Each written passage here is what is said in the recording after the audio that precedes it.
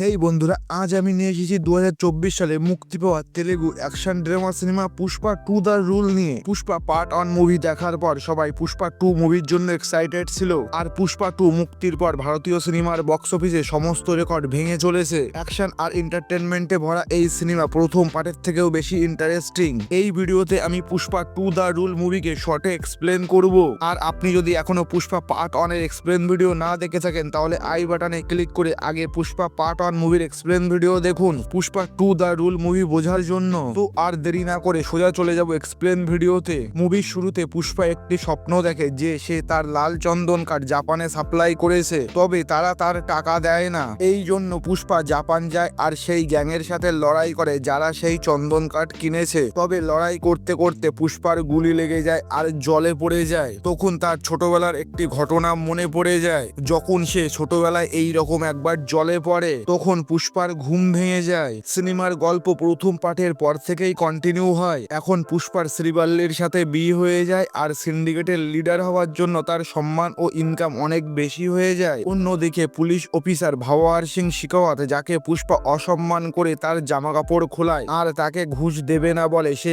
আচমকায় কোথাও গায়েব হয়ে যায়, যার জন্য সবাই মনে করতে লাগে সে লজ্জায় মুখ দেখাতে না পেরে চাকরি ছেড়ে পালিয়ে গেছে। তবে সে আসলে বদলা নেওয়ার প্রস্তুতি করছিল। তারপর একদিন শিকাওয়াত ছদ্মবেশে পুষ্পার শ্রমিকদের সাথে জঙ্গলে যায় আর সেখানে লাল চন্দন গাছ কাটতে লাগে। গাছ কাটার পর যখন সব মাল ওখানে জমা হয় তখন শিকাওয়াত পুলিশ ফোর্স ডেকে সব শ্রমিকদের গ্রেপ্তার করে মাল নিয়ে নেয়। অন্যদিকে পুষ্পা যখনই এই খবর জানতে পারে তখন সে শিকাওয়াতের অনুপস্থিতিতে পুলিশ স্টেশনে যায় আর থানার সব পুলিশকে টাকা দিয়ে কিনে নেয়। তারপর সে তার সব শ্রমিকদের ছাড়িয়ে নিজের মাল আবার নিয়ে নেয়। এর মধ্যে একদিন এমএলএ সিদ্ধাপ্পা নাইডু, যে সিন্ডিকেটের সাথেও জড়িত, সে পুষ্পাকে অন্ধ্রপ্রদেশের চিফ মিনিস্টারের সাথে দেখা করতে নিয়ে যায়। সিএম এর সাথে দেখা করতে যাওয়ার আগে পুষ্পার স্ত্রী শ্রীবাল্লি পুষ্পাকে সিএম এর সাথে একটি ফটো তুলতে বলে। তাই পুষ্পা যখন সিএম এর সাথে ফটো তুলতে যায় তখন সিএম পুষ্পার সাথে ফটো তুলতে মানা করে দেয়, কারণ একজন স্মাগলারের সাথে ফটো তুললে তার সম্মান খারাপ হতে পারে।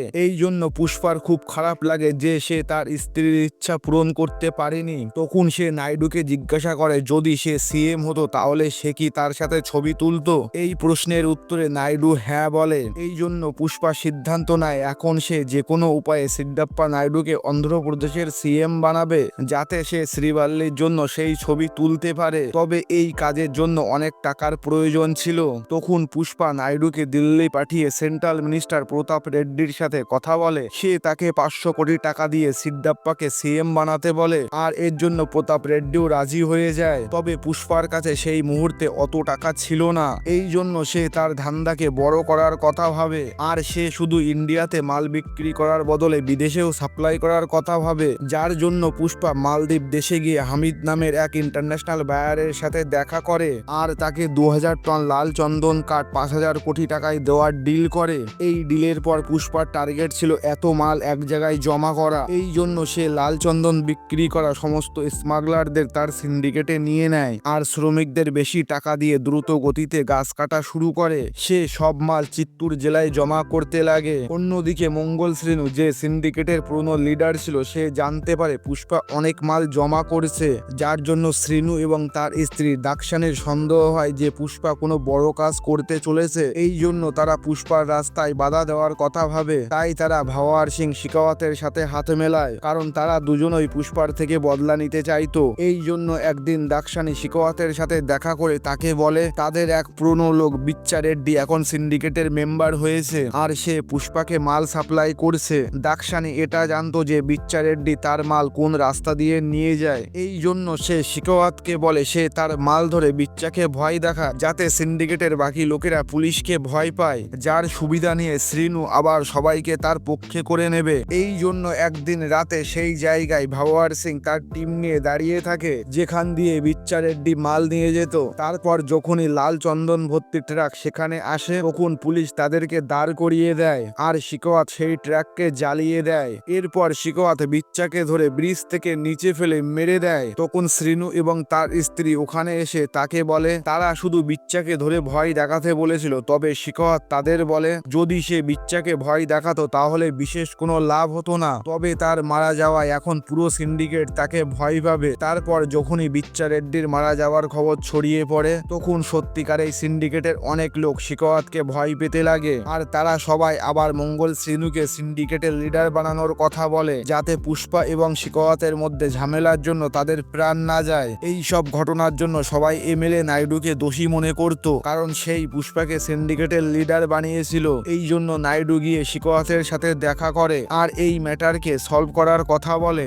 তবে ভাওয়ার সিং খুব রেগে ছিল। টাকা দেওয়া সত্ত্বেও ভাওয়ার সিং শান্ত হচ্ছিল না। এই জন্য নাইডু বলে যদি সে পুষ্পাকে দিয়ে তাকে সরি বলে তাহলে কি সে পুষ্পাকে মাফ করে দেবে। এই কথা শুনে শিকোয়াত রাজি হয়ে যায় আর সে এক বিরাট বড় পার্টির আয়োজন করতে বলে যাতে সে পুষ্পাকে সবার সামনে অপমান করতে পারে। অন্যদিকে সিন্ডিকেটের সমস্ত মেম্বার পুষ্পার উপরে চাপ সৃষ্টি করে যাতে সে শিকোয়াতকে সরি বলে। এরপর যেদিন সেই পার্টি ছিল তখন পুষ্পা অনেক ড্রিঙ্ক করে আর সবার কথা শুনে শিকোয়াতের কাছে গিয়ে তাকে সরি বলে। এই জন্য শিকোয়াত এবং বাকি সবাই অনেক খুশি হয়, কারণ সে পুষ্পা রাজকে ঝুঁকিয়ে দিয়েছে। তবে সরি বলে বাড়ি যাওয়ার সময় পুষ্পা বুঝতে পারে সে অনেক বড় ভুল করেছে। এই জন্য সে আবার সেই পার্টিতে ফিরে আসে আর শিকোয়াতকে একটি পুলে ফেলে দিয়ে সেই পুলে টয়লেট করে দেয়। এই ঘটনার পর শিকোয়াত আরো রেগে যায় আর পুষ্পাকে মারার চেষ্টা করে। তখন সবাই তাকে শান্ত করায়। তারপর শিকোয়াত পুষ্পাকে বলে এখন সে তাকে মারবে না, বরং তার সব মাল ধরে তাকে ভিখারি করে দেবে। এরপর পুষ্পাও তাকে চ্যালেঞ্জ দিয়ে বলে আগামী সোমবার তার 2000 টন মাল চেন্নাই যাবে আর যদি সে একটি কাটো ধরতে পারে তাহলে সে নিজে সিন্ডিকেট ছেড়ে আবার শ্রমিক হয়ে যাবে। এরপর যখন সোমবার আসে তখন শিকোয়াত তার পুলিশের টিম নিয়ে সমস্ত চেকপোস্ট বন্ধ করে দেয় আর সেই ট্রাক আসার জন্য অপেক্ষা করতে থাকে। তবে যখন সেই মাল ওখান দিয়ে না যায় তখন তার সন্দেহ হয় এবং নদীতে দেখে জল একদমই নেই, কারণ পুষ্পা নদীর জল বার করে দিয়েছিল আর সেখান দিয়েই তার ট্রাক যাচ্ছিল। শিকোয়াত যখনই এটা বুঝতে পারে তখনই সে তার টিমকে নদীতে পাঠিয়ে দেয় ট্রাক ধরার জন্য। তবে পুষ্পার লোক তাদের রাস্তা বন্ধ করে দেয়। তখন শিকোয়াত নিজে কোনো রকমে সেই ট্রাকের সামনে পৌঁছায় আর সে তাদের উপর হামলা করে সব মাল ধরে ফেলে। তারপর সে শ্রীনু এবং তার স্ত্রীকে ওখানে ডেকে সেলিব্রেট করে আর মিডিয়াকে বলে সে পুষ্পার 2000 টন মাল ধরেছে। এমন সময় শ্রীনু তাকে বলে এই মালগুলি আসল মাল নয়, বরং কোনো এক সস্তার কাঠ যার বাইরের দিক থেকে লাল চন্দনের মতো দেখতে। তারপর পুলিশটা একটি গরুর গাড়ি পায় যা সেই মাল ধরার সময় মাঝখানে আসে। শিকোয়াত যখন সেটি চেক করে তখন সে জানতে পারে সেই গরুর গাড়ি লাল চন্দন কাঠ দিয়ে তৈরি, যার মানে পুষ্পা আসল মাল দিয়ে গরুর গাড়ি বানিয়ে চেন্নাই পাঠিয়েছে আর ট্রাকে নকল মাল ভরে পুলিশকে বোকা বানায়। তখন পুষ্পা পুলিশ থানার সামনে আসে আর শিকোয়াতকে নিয়ে মজা করে। তারপর সে সেই গরুর গাড়িকে বোম দিয়ে উড়িয়ে দেয় যাতে পুলিশ লাল চন্দনের এক টুকরোও না পায়। এরপর একদিন কালী মায়ের খুব বড় পূজা হয় যেখানে পুষ্পার বাড়ির লোক এবং বন্ধুরা সবাই জমা হয়। ওখানে আচমকাই সবাই জানতে পারে শ্রীবাল্লি প্রেগনেন্ট। এই খবর শুনে পুষ্পা মা কালীর রূপ নেয় আর পুজোতে নেচে নিজের জন্য একটি কন্যা সন্তানের প্রার্থনা করে, কারণ পুষ্পার কোনো সারনেম ছিল না। এই জন্য সে চাইতো তার একটি মেয়ে হোক যাতে বিয়ের পর তার একটি নতুন নাম হয়। তখন ওখানে পুজোর পর কিছু গুন্ডা মিলে পুষ্পার সৎদাদা মোহনের মেয়েকে ডিস্টার্ব করতে লাগে, যার জন্য পুষ্পা তাদের সবাইকে খুব মারে। তারপরও মোহন খুশি হয় না আর সে পুষ্পাকে তার পরিবারের থেকে দূরে থাকতে বলে। তখন শ্রীবাল্লি মোহনকে খুব অপমান করে আর তারা ওখান থেকে চলে যায়। এই সবের পর পুষ্পা তার মাল চেন্নাই থেকে রামেশ্বরম পাঠায়, যেখান থেকে সেই লাল চন্দন শ্রীলঙ্কা যাবে। সেখান থেকে মালদ্বীপের হামিদ অন্য দেশে বিক্রি করবে। সেই 2000 টন মাল কোথায় আছে এই কথা শুধু জাক্কা রেড্ডি জানতো। এই জন্য যখন জাক্কা রামেশ্বরম যায় তখন শিকোয়াত তার এক লোককে তার পিছনে পাঠিয়ে জানতে পারে সেই মাল কোথায়। তারপর শিকোয়াত অনেক পুলিশ নিয়ে রামেশ্বরমের সমুদ্র সৈকতে যায় আর তারা বোটের মধ্যে সেই মাল খুঁজতে লাগে যা তারা পায় না, কারণ চন্দন কাঠ দিয়ে বানানো গরুর গাড়ি নৌকার ভিতরে না বরং নৌকার নিচে জলে ছিল আর দড়ি দিয়ে নৌকার সাথে বাঁধা ছিল। বোটে মাল না পাওয়ায় শিকোয়াতের সন্দেহ হয়, তাই সে সমুদ্রে ঝাঁপ মারে আর জলের তলায় সে লাল চন্দন দিয়ে বানানো গরুর গাড়ি দেখতে পায়। তখন সেই সব বোট মাল নিয়ে শ্রীলঙ্কার দিকে যেতে লাগে আর শ্রীলঙ্কা ওখান থেকে বেশি দূর ছিল না। শিকোয়াত সেই বোটের পিছু করে, তবে সব বোট বর্ডার ক্রস করে ফেলে, কারণ সেই ফিশিং বোটের বর্ডার পার করার পারমিট ছিল।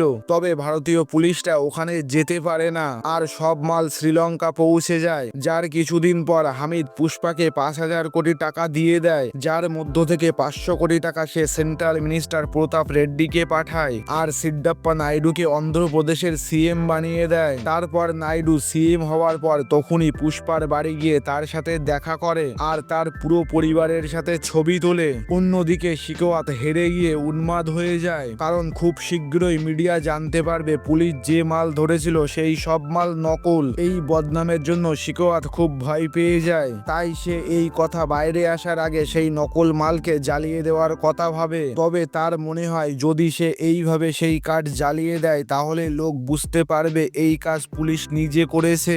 এই জন্য শিকোয়াত সেই লাল চন্দনের গোডাউনে আগুন ধরিয়ে নিজেও সেখানে থেকে যায় যাতে সে মরতে পারে, কারণ সে আর বেশি অপমান সহ্য করতে পারছিল না। অন্যদিকে পুষ্পার বাড়িতে সব ঠিকঠাকই চলছিল, তবে একদিন আচমকায় তার সৎ দাদা মোহনের মেয়ে কাবেরীকে কিছু গুন্ডা কিডন্যাপ করে নেয় আর তারা মোহনের কাছে 2 কোটি টাকা চায়। এই গুন্ডা সেই গুন্ডা ছিল যারা কালী পুজোর দিন কাবেরীকে ডিস্টার্ব করছিল আর পুষ্পা তাদের মেরেছিল। এই জন্য তারা বদলা নেওয়ার জন্য কাবেরীকে কিডন্যাপ করে নেয়, কারণ তারা এটা জানতো মোহন পুষ্পার সৎ দাদা। এই জন্য তারা তার মেয়েকে কিডন্যাপ করায় পুষ্পা তাদের কাছে অবশ্যই যাবে। তারপর মোহনের স্ত্রী পুষ্পার বাড়ি গিয়ে তার কাছে সাহায্য চায়। তখন পুষ্পা পুরো শহরে নাকাবন্দি করে দেয় আর সে তার লোকেদের সব জায়গায় কাবেরীকে খুঁজতে বলে। এর পাশাপাশি সে টিভিতে লাইভ এসে সেই গুন্ডাদের ধমকি দেয় যদি সেই মেয়ের কিছু হয় তাহলে সে তাদের ছাড়বে না। এর মধ্যে প্রতাপ রেড্ডি এসে সিএম নাইডুর সাথে দেখা করে আর তাকে বলে পুষ্পাকে এইসব থামাতে বলে, কারণ সেই গুন্ডাদের লিডার তার ভাইপো বুগ্গা রেড্ডি। এই শুনে নাইডু বেশ ভয় পেয়ে যায়, কারণ প্রতাপ রেড্ডি খুব খতরনাক লোক ছিল আর তার ভাইপোর কিছু হলে সিএম এবং সিন্ডিকেটের বিপদ হতে পারে। এই জন্য নাইডু পুষ্পাকে ফোন করে তাকে বুগ্গার পিছনে যেতে বারণ করে। তবে পুষ্পা এই কথা শোনে না আর সে বুগ্গার বলা সেই জায়গায় টাকা নিয়ে একা চলে যায়। ওখানে সেই গুন্ডারা পুষ্পাকে মারার প্ল্যান করে।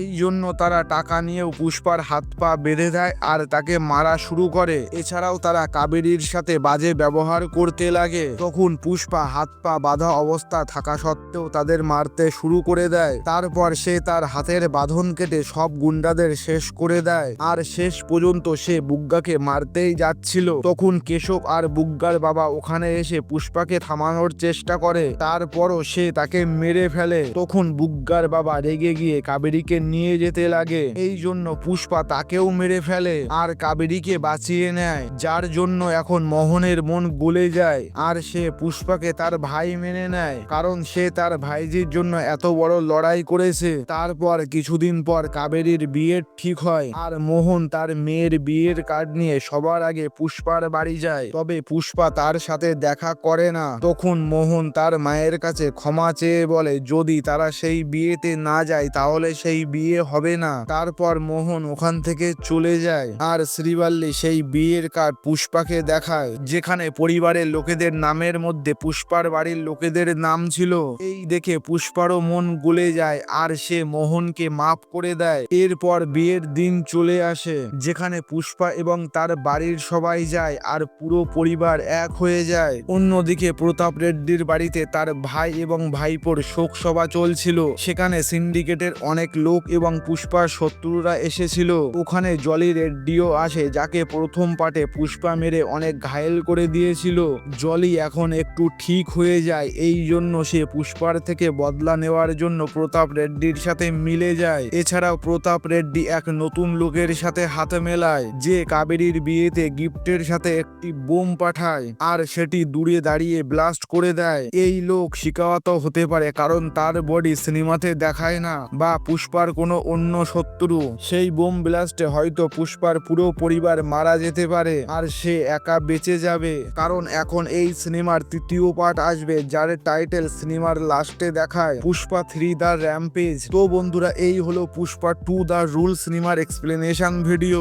যদি আপনাদের ভিডিওটি ভালো লাগে তাহলে লাইক এবং শেয়ার করুন আর এই রকম মুভি এক্সপ্লেনেশন ভিডিও দেখার জন্য চ্যানেলটিকে সাবস্ক্রাইব করুন।